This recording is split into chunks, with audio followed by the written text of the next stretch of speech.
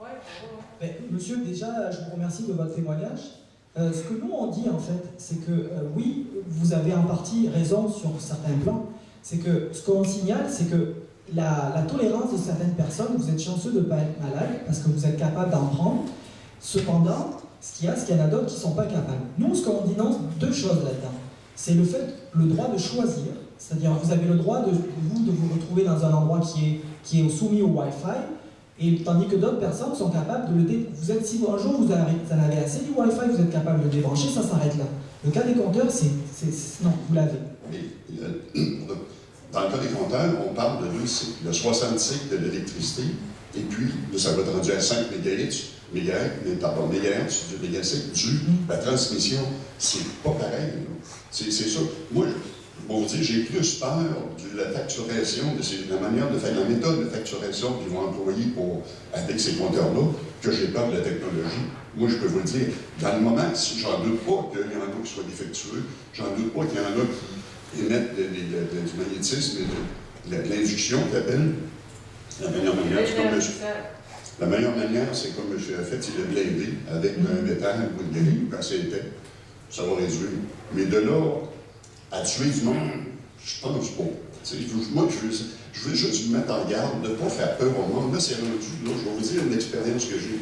Moi, je donne des cours à des retraités. Là, c'est rendu, là, ils ne veulent pas avoir Internet, là, parce que Wi-Fi, ça tue. Parce qu'il y a toujours un effet cumulatif.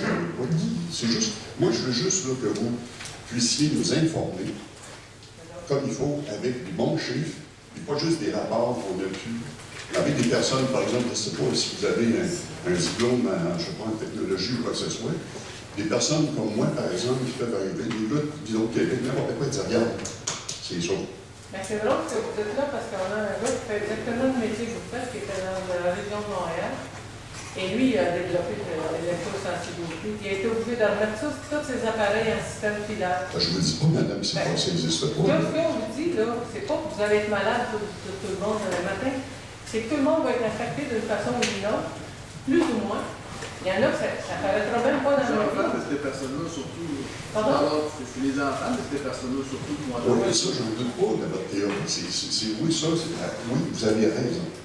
Sauf qu'on va être affecté à quel point, à quelle quantité. Moi, j'ai été dans le jeu. Ben, regardez, moi, ça m'a pris 6 ans dans la ligne qui oui, je comprends. Vous, je regarde la population générale. Je regardais, par exemple, pour une exposition, pour l'extrait, c'est ça, avec un micro-ondes et cellulaire. Bon. Parce que tu donnes une mauvaise information. C'est vrai ce que tu dis. C'est parfaitement vrai. Sauf que on ne fait pas exploser du popcorn, on ne fait pas bouillir le téléphone cellulaire. C'est juste ça, c'est donner la bonne information. Ce que vous faites, c'est parfait. Je trouve que, pour revenir à tantôt, je ne doute pas, avec mon expérience, que les machines qui nous offrent là ne sont pas parfaites.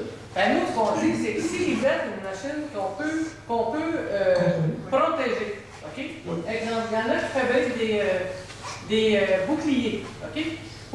Autrement dit, construisent une grève de Faraday autour pour empêcher les ondes de sortir, puis laisser juste sortir la communication. Vous savez ce qu'on dit à l'industrie, hein? Ben, la dernière manière pour tester l'appareil, c'est d'envoyer un champ.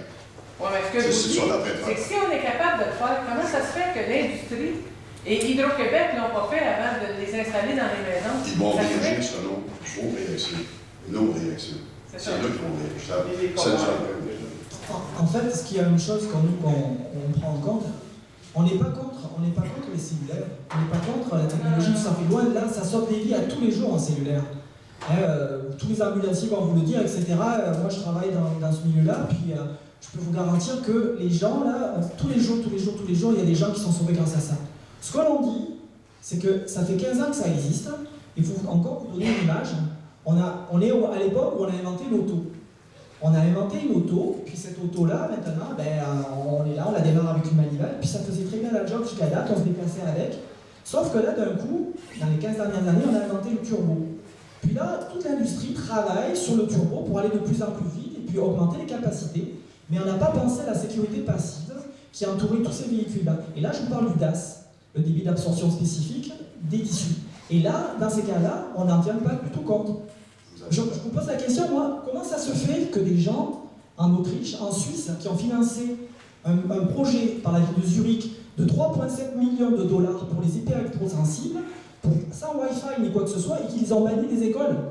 Oui, Oui, mais c'est ça. C'est que je veux dire, le dialogue est différent en fonction d'où l'industrie se situe.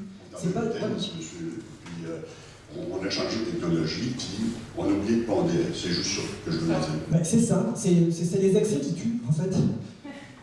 Je voulais revenir rapidement sur ce que monsieur vient de dire, parce que monsieur, je m'excuse, là, mais moi je ne suis pas d'accord. Je vais vous expliquer pourquoi. Permettez-moi de le faire. Moi j'ai fondé 2 partis provinciales. Je n'ai pas besoin d'être ça, je vais vous dire, regardez bien, vous allez comprendre.